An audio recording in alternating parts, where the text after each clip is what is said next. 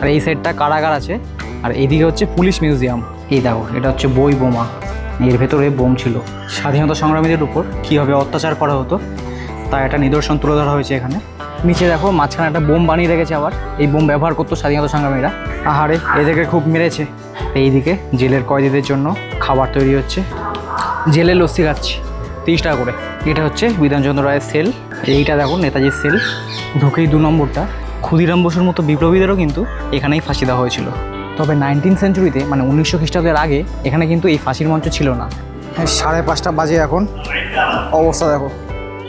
চলে আসলাম বাঙালি বিপ্লবীদের রক্তে রাঙা এই আলিপুর জেল মিউজিয়ামে। কিভাবে এবং কোথায় তাদেরকে রাখা হতো, কিভাবে ফাঁসি দেওয়া হতো, সব কিছু দেখতে পাবো এখানে। আলিপুর সেন্ট্রাল জেল প্রতিষ্ঠিত হয় 1906 সালে। সেই সময় ব্রিটিশ সরকার বাংলায় বিপ্লবী আন্দোলন দমন করার জন্য কঠোর ব্যবস্থা নিচ্ছিল। বিশেষ করে বঙ্গভঙ্গ আন্দোলনের পর কলকাতা সহ পুরো বাংলা জুড়ে বিপ্লবী কার্যকলাপ অনেক বেড়ে যায়। ব্রিটিশদের প্রয়োজন হয়েছিল এমন একটি বড় ও নিরাপদ জেলের যেখানে রাজনৈতিক বন্দীদের কঠোর নজরদারিতে রাখা যাবে। এই কারণেই কলকাতার আলিপুর এলাকায় বিশাল জমির উপর এই জেল তৈরি করা হয়। ইতিহাসবিদদের মতে সেই সময় এটি ছিল অত্যন্ত ব্যয়বহুল ও বড়সড় নির্মাণ প্রকল্প। ব্রিটিশ সরকার এই জেলকে শুধু বন্দিশালা হিসাবে নয়, বরং রাজনৈতিক আন্দোলন দমন করার শক্তিশালী প্রশাসনিক কেন্দ্র হিসাবে তৈরি করেছিল। তাই এর নিরাপত্তা, নজরদারি ব্যবস্থা এবং স্থাপত্য ছিল অত্যন্ত উন্নত। কারেকশনাল হোম হিসাবে এই আলিপুর জেল বহু বছর চালু ছিল, কিন্তু পরে নিরাপত্তা ও অবকাঠামোর প্রয়োজনের কারণে বন্দীদের অন্য জেলে সরিয়ে নিয়ে যাওয়া হয়। 2019 সালে এই জেল আনুষ্ঠানিকভাবে বন্ধ করে দেওয়া হয়েছিল, আর 2022 সালের 21শে সেপ্টেম্বর এই জেলকে স্বাধীনতা সংগ্রামের মিউজিয়াম হিসাবে সাধারণ মানুষের জন্য খুলে দেওয়া হয়। ক্ষুদিরাম বসু আর প্রফুল্ল চাকির সেই বোমা হামলার পর তাদেরকেও কিন্তু এখানে নিয়ে আসা হয়েছিল, এবং সেই ঘটনার প্রেক্ষিতে এই জেলের ভেতর হয়েছিল আরও একটা খুন। কেন হয়েছিল, কিভাবে হয়েছিল, সব কিছু বলবো। তার জন্য কিন্তু শেষ পর্যন্ত দেখতে হবে। তাহলে চলো ঘুরে দেখি এই ঐতিহাসিক আলিপুর জেল। যদি মেট্রোতে আসো তাহলে বলে দিই, এখানকার সবচেয়ে কাছের মেট্রো স্টেশন হচ্ছে যতীন দাস পার্ক। বাসও আসে এখানে, কিন্তু আজকে দেখতে পাচ্ছেন খুব একটা বাস, সব ভোটের কাজে ব্যস্ত আছে। এই আলিপুর ডিসপেন্সারি বড় নয়, এর ঠিক উল্টো দিকেই হচ্ছে এই জেল মিউজিয়ামটা। এই এন্ট্রি, এখানে ঢুকেই বাঁদিকে হচ্ছে সব পার্কিং। আমিও বাইকে করে এসেছি, বাইকটা রাখা আছে সামনে আমার। আর পার্কিংয়ের উল্টো দিকেই দেখো এই বাঁদিকে একটা কফি হাউস রয়েছে, উপরে রেস্টুরেন্ট আছে বড় একটা। ভেতরে ঢুকলে দেখতে পাবে। ভিতরে ঢুকে একটা বোর্ড দেখতে পেলাম, এখানে লেখা আছে প্রতি 30 টাকা করে টিকিট প্রাইস। আর লাইট অ্যান্ড সাউন্ড শো একটা, ওটা হচ্ছে 100 টাকা করে। লাইট অ্যান্ড সাউন্ড শোটা ইচ্ছা আছে দেখার। এই শনি রবিবার সন্ধ্যে 6টা, আজকে শনিবার 6টার সময় শুরু হবে, আর সোমবার বন্ধ থাকে। মঙ্গলবার থেকে রবিবার দুপুর 11:30 থেকে সন্ধ্যে 5:30 অবধি খোলা থাকে। আর যে লাইট অ্যান্ড সাউন্ড শো, ওটা কী কী ভাষায় কোন সময় হয় সেটা এখানে লেখা আছে। এবার চলো তাহলে ভিতরে ঢুকে টিকিটটা কেটে নিই। এদিক দিয়ে ঢুকতে হবে। এই সাইডে দেখো লেখা আছে টিকিট প্রাইস আর আউটসাইড ফুড নট অ্যালাউড। আচ্ছা, ঢুকেই এই বাঁদিকে হচ্ছে টিকিট কাউন্টারটা। চলো ভিতরে ঢুকি। এই এন্ট্রি টিকিট হলো 30 টাকা, আর এটা হচ্ছে লাইট অ্যান্ড সাউন্ড শো 100 টাকা।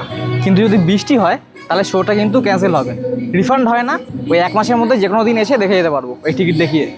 ঢুকেই বাঁদিকে দেখো সুন্দর বাগান সাজিয়ে রেখেছে।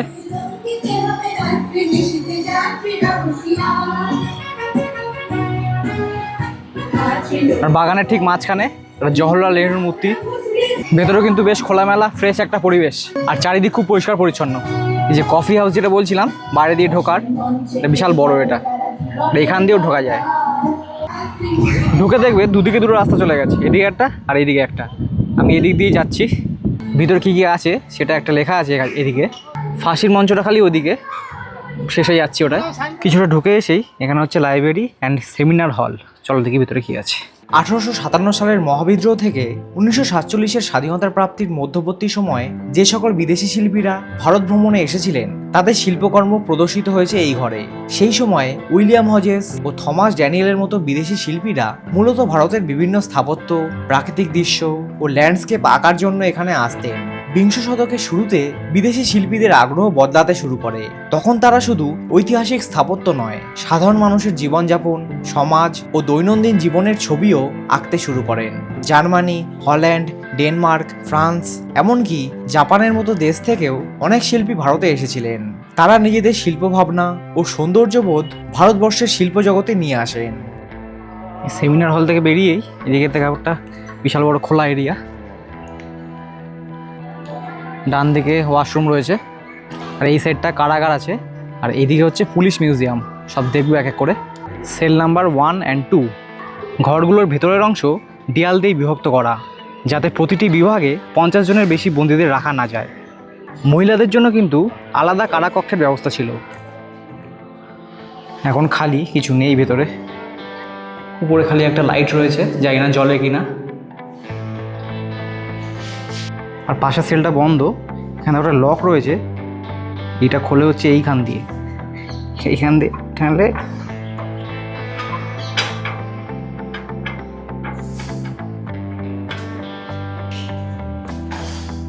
যাতে কয়েদিরা টেনে খুলতে না পারে, তাই জন্য এটা খোলার জন্য ব্যবস্থা এই সাইডে করে রেখেছে। এদিকে 1-2 নাম্বার সেল তো দেখলাম, এই 3 নম্বরটা বলছে রেস্ট্রিক্টেড, ভিতরে ঢোকা যাবে না। আর এই 4 নাম্বারে এবার হচ্ছে এটা পুলিশ মিউজিয়াম। দেখি ভিতরে কী আছে। বাহ, বেশ সুন্দর বাগান দিয়ে সাজানো তো বেশ। এগুলো আসলে জেল ছিল, এখন মিউজিয়াম করে দিয়েছে। দেখি ঘরগুলোর ভিতর কি আছে। রুমগুলোর বাইরে দেখো লেখা আছে বই বোমা পাঠানো হয়েছিল কিংসফোর্ডকে 1908 সালে, আলিপুর ষড়যন্ত্র মামলা। মানে ভিতরে ঢুকলে এই সবগুলো সম্পর্কে কিন্তু জানতে পারবে। এই দেখো, এটা হচ্ছে বই বোমা, এর ভেতরে বোম ছিল এরকম টাইপের, আয়রন বোম শেল। আর এর উপরে লেখা রয়েছে 1908 সালে হেমচন্দ্র দাস একটি বইয়ের ভেতরে বোমা রেখে সেটা কিংসফোর্ডকে পাঠিয়েছিল। আর উল্টো দিকে দেখো অনেকগুলো বন্দুক রাখা, যেগুলো ব্যবহার হতো আগে। এবার এই বন্দুকটা দেখো, 1908 সালের 31শে আগস্ট নরেন গোসাইনকে হত্যা করতে কাঞ্জিলাল দত্তের ব্যবহৃত রিভলভার। আর এই খুনটা কিন্তু এই জেলের ভিতরেই হয়েছিল, যে ঘটনাটা তোমাদের বলছিলাম। ক্ষুদিরামের সেই বোমা বিস্ফোরণ মামলায় সাক্ষী দেওয়ার জন্য এই নরেন গোস্বামী এগিয়ে এসেছিলেন, মানে ইংরেজ সরকারের হয়ে সাক্ষী দেবেন বলেছিলেন। তাই জন্য এই জেলে বন্দি থাকা 2 বিপ্লবী কানাইলাল দত্ত আর সত্যেন্দ্রনাথ বসু নরেন গোস্বামীকে হত্যা করেছিলেন। সেই 2জন বিপ্লবীও কিন্তু এই জেলেই বন্দি ছিল, কিন্তু পিস্তলটা কোথা দিয়ে এসেছিল সেটা এখনও জানা যায়নি। এই জেলের একটা হাসপাতালে নারায়ণ গোস্বামী ভর্তি ছিল, সেইখানে লুকিয়ে লুকিয়ে এই পিস্তলটা নিয়ে গিয়ে তাকে মেরে এসেছিল। এরকম বিভিন্ন ঘটনা কিন্তু এই কক্ষের ভেতরে ঢুকলে জানতে হবে। এইখান থেকে বেরিয়েই উল্টো দিকে একটা ঘর আছে, এইখানে দেখতে পাবে হচ্ছে দ্বীপান্তরের বন্দি জীবন, প্রিজন লাইফ ইন দ্য আন্দামানস। সামনের এই সিঁড়িটা দিয়ে উঠে যেতে হবে। নিচে দেখো একটা স্ট্যাচু রয়েছে, আন্দামানের সেলুলার জেলে কীভাবে বন্দীদের অত্যাচার করা হতো সেটার একটা নিদর্শন এখানে স্ট্যাচু বানিয়ে রাখা হয়েছে। উপরে যাচ্ছি, তার নিচে দেখো একটা ঘর আছে। এই আন্দামানের সেলুলার জেলের মডেল রাখা রয়েছে বানানো এখানে।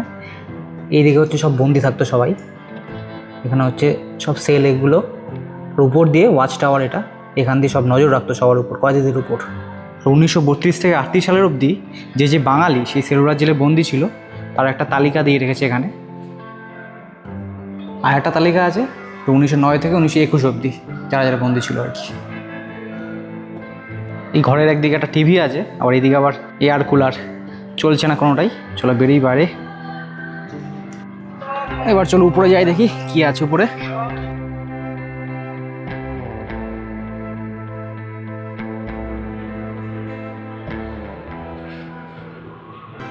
স্বাধীনতা সংগ্রামীদের উপর কীভাবে অত্যাচার করা হতো তা একটা নিদর্শন তুলে ধরা হয়েছে এখানে।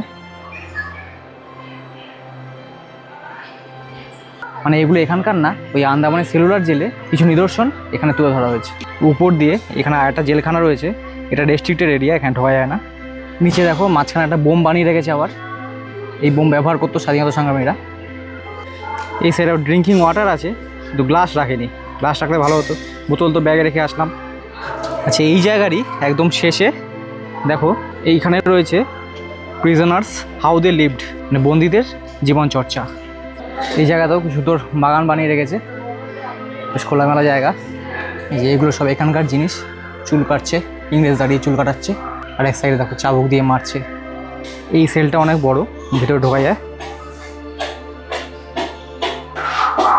একসাথে প্রচুর লোক থাকতো এখানে, কেউ কাপড় কাচ্ছে, স্নান করছে, কেউ আর গল্প গুজবে ব্যস্ত। বিশাল বড় জায়গাটা, ঘরটা আর কি। আহারে, এদেরকে খুব মেরেছে। এইদিকে জেলের কয়েদিদের জন্য খাবার তৈরি হচ্ছে, রান্না হচ্ছে। ভেতরে একটা এসি নেই, গরম লাগতো কয়েদিদের খুব। এটা দেখো দোতলা, তো উপরে যাওয়ার উপায় নেই, বন্ধ। এই ডান দিকে আরেকটা সেল রয়েছে, এটা পুরোপুরি বন্ধ। উপরে যেতে পারবো, নিচেও কিছু নেই। দেখো বাগানটা কিন্তু খুব সুন্দরভাবে মেনটেন করেছে। দারুণ বেশ। আচ্ছা, বাইরে বেরিয়ে এবার সোজা গিয়ে বাদিকে ঢুকে যাবো আবার। এই রাস্তায় এসে এই ডান দিকে এখানে এই লাইট অ্যান্ড সাউন্ড শোটা হবে, 6:30টার সময় আসবো আবার এখানে। আর তার উল্টো দিকে এখান দিয়ে এক্সিট, দেখি বেরোই, এখনও অনেক কিছু দেখার বাকি আছে। ও আচ্ছা, এবার খাবারের জায়গা, দোকানপাট আছে, সব ফাস্টফুডের দোকান, বসে খেতে পারে। ভিতরে আরও কিছুটা এসে আরও দোকান আছে এখানে, চা, কফি, কোল্ড ড্রিঙ্কস সব রয়েছে, পিৎজা, বার্গারও রয়েছে। এই দিকটা আসলে জেল, এখন ব্যবহার হয় না। জেলে লস্যি খাচ্ছি 30 টাকা করে, ম্যাঙ্গো লস্যিও পাওয়া যায়, ওটা 40 টাকা করে। এখানে খেতে পারো, আসলে কমের মধ্যে হয়ে যাবে। এটা ইচ্ছা করে ভেতরের দিকে করেছে, না হলে সামনের ওই বড় রেস্টুরেন্টে কেউ যাবে না। আর যে খাওয়া দাওয়া দিকে এই বেরিয়ে এই ডান দিকে হচ্ছে এই এক্সিট, কিন্তু এখন বেরোবো না, তাই আবার এই দিকটা যাচ্ছি। এখানে সন্ধ্যেবেলা লাইট অ্যান্ড সাউন্ড শো দেখতে আসবো, তখন এদিক দিয়ে বেরিয়ে যাবো। এখন আবার এদিক দিয়ে ঢুকে ডান দিকে বাদিকে যেতে হবে। সোজা এসে বাদিকে এইখানে হচ্ছে নজরুল সেল, এই যে এইটা, এর ভিতরে ঢুকতে হবে।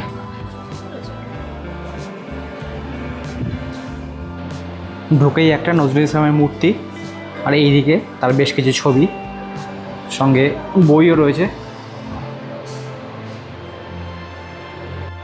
বেশ সুন্দর ঘরটা, আর সব থেকে ভালো হচ্ছে এই এসি চলছে, বাহ। এখানে নজরুল ইসলামের কিছু ছবি তার পরিবারের সাথে, কিন্তু পরিবারের কে কোনটা সেটা লেখা থাকলে ভালো হতো বেশি।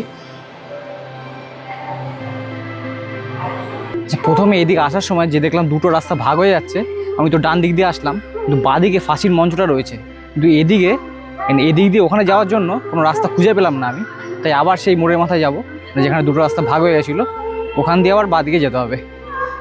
এই যেখান দিয়ে ঢুকেছিলাম ওখান দিয়েই যাচ্ছি।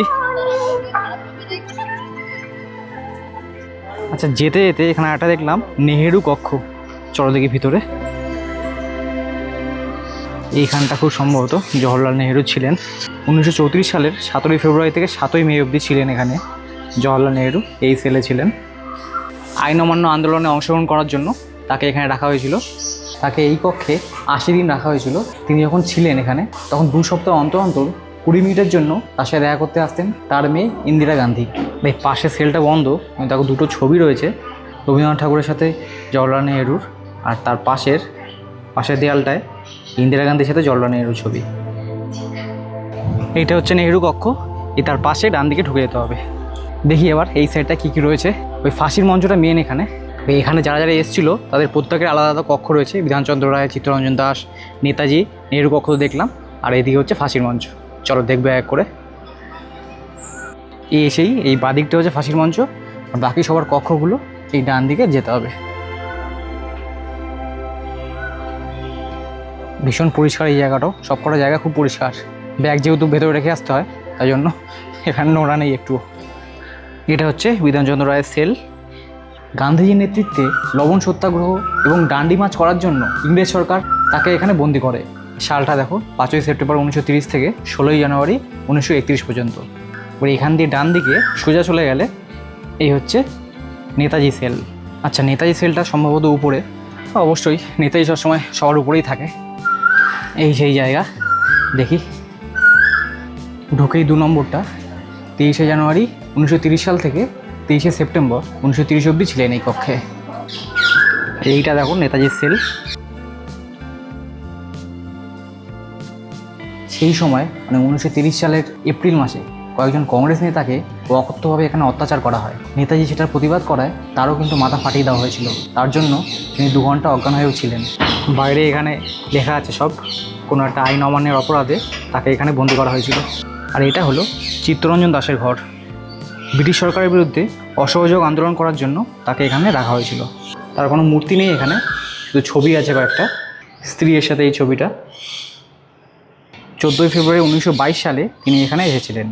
এই মানুষগুলোর অবদান সত্যিই কিন্তু ভোলার নয়। নিজের প্রাণের মায়া ছেড়ে দিয়ে তারা আমাদের স্বাধীন করার জন্য লড়াই করেছিলেন। সত্যি গ্র্যান্ড স্যালুট তাদেরকে। আবার এখান থেকে বেরিয়ে ঠিক উল্টো দিকে হচ্ছে ফাঁসির মঞ্চ। চলো ভিতরে।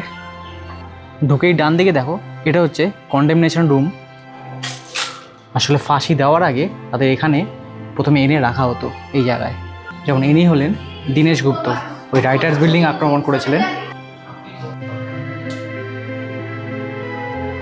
আর বাইরে এটা হলো সেই ফাঁসির মঞ্চ। ক্ষুদিরাম বসুর মতো বিপ্লবীদেরও কিন্তু এখানেই ফাঁসি দেওয়া হয়েছিল। আর দূরে দেখো, এটাও একটা কারাগার। এইখান দিয়ে সবাই দেখতো তাকিয়ে তাকিয়ে, যাতে সবার মনে ফাঁসির ভয় থাকে, তার জন্য এখানে এটা বানানো হয়েছিল। তবে 19 সেঞ্চুরিতে, মানে 1900 খ্রিস্টাব্দের আগে এখানে কিন্তু এই ফাঁসির মঞ্চ ছিল না। সেই সময় গাছে ঝুলিয়ে ফাঁসি দেওয়া হতো। মানে বিভিন্ন ছবি রয়েছে কীভাবে গাছে ঝুলিয়ে ফাঁসি দিচ্ছিল। 1857 সালের এটা। আবার এই মঞ্চের পাশে এখানে রয়েছে অটোস্পাই রুম, মানে এখানে ওই পোস্টমর্টেম করা হতো। তো মারা গেলে বা ফাঁসির পর পোস্টমর্টেম করা হতো।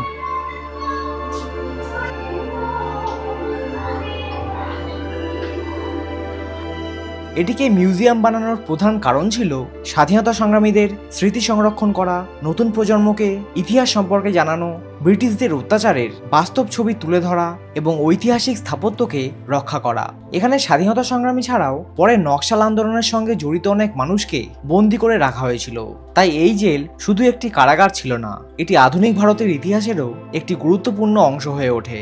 সময়ের সঙ্গে সঙ্গে আলিপুর জেল ব্রিটিশদের অত্যাচার এবং তার বিরুদ্ধে মানুষের করা সংগ্রামের প্রতীক হয়ে দাঁড়ায়। স্বাধীনতার পর নতুন চিন্তাধারা ও সংশোধনের ধারণা অনুযায়ী এই জায়গাকে শুধুমাত্র একটি শাস্তির কেন্দ্র না ভেবে মানুষকে বদলে দেওয়ার জায়গা হিসাবে দেখা শুরু হয়। মিউজিয়াম তৈরির সময় এখানকার বন্দীদের বারুইপুর কেন্দ্রীয় সংশোধনাগারে সরিয়ে নেওয়া হয়। তারপরে এই আলিপুর কেন্দ্রীয় জেলকেই স্বাধীনতা সংগ্রামীদের জাদুঘরে রূপান্তরিত করা হয়েছে।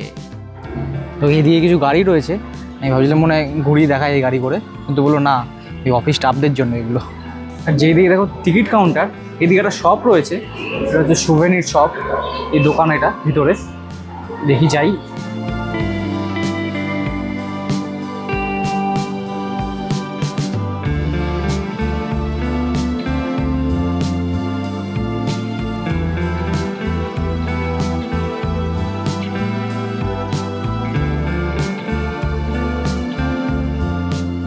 এখন সবাই 4:45 বাজে, সেই 6:30টায় শুরু হবে লাইট শো। তার আগে কি করব, এই ঘুরে আসি রেস্টুরেন্টের উপরে দেখি।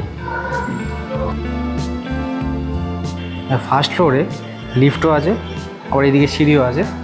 ফার্স্ট ফ্লোরে যাওয়ার জন্য লিফট দরকার নেই আমার। ও, এটা ফার্স্ট ফ্লোর না, 3 তলায়। নিচে সিকিউরিটি গার্ডটা বললো ফার্স্ট ফ্লোরে।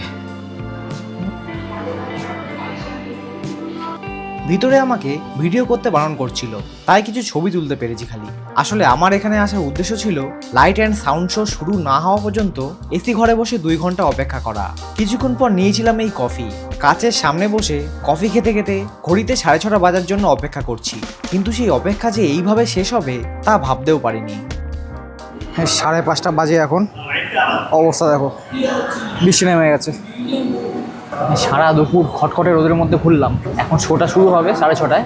বৃষ্টি নেমে গেছে, জানি না চালাবে কি না।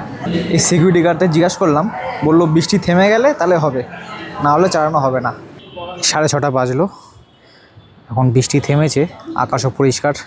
তবে শো শুরু হবে কি না এখনও বুঝতে পারছি না। যদি না হয় তাহলে অন্য একদিন আসতে হবে আবার, মানে 1 মাসের মধ্যে, না হলে 100 টাকা নষ্ট হবে। যাই হোক, এখানে আজকে বাঙালি স্বাধীনতা সংগ্রামীদের অনেক কাছ থেকে দেখলাম, তাদের আত্মত্যাগের কথা জানতে পারলাম। তোমাদের কেমন লাগলো ভিডিওটা কমেন্ট করে জানিও, ভালো লাগলে লাইক করতে ভুলো না। আচ্ছা, আজকে হবে না লাইট অ্যান্ড সাউন্ড শো, এইটা দেখিয়ে টিকিটটা টোকেন নিতে হবে অন্যদিন আসার জন্য। ওই টোকেনটা নিয়ে অন্যদিন আসতে হবে। 2 ঘন্টা অপেক্ষা করেও শো না দেখেই ফিরে যেতে হয় সেদিন। তবে 3 দিন বাদেই আবার আমি কুপন নিয়ে মিউজিয়ামে চলে আসি। কৃত্রিম আলোয় সেজে উঠেছিল পুরো মিউজিয়ামটা। 6:30 থেকে 7:10 পর্যন্ত চলে এই light and sound show. Alipur জেলের সাথে জড়িত স্বাধীনতা সংগ্রামের পুরো ইতিহাসটা আলো আর শব্দের মাধ্যমে প্রেজেন্ট করা হয় দর্শকদের সামনে, কিন্তু শো চলাকালীন ফটো বা ভিডিও করা বারণ আছে।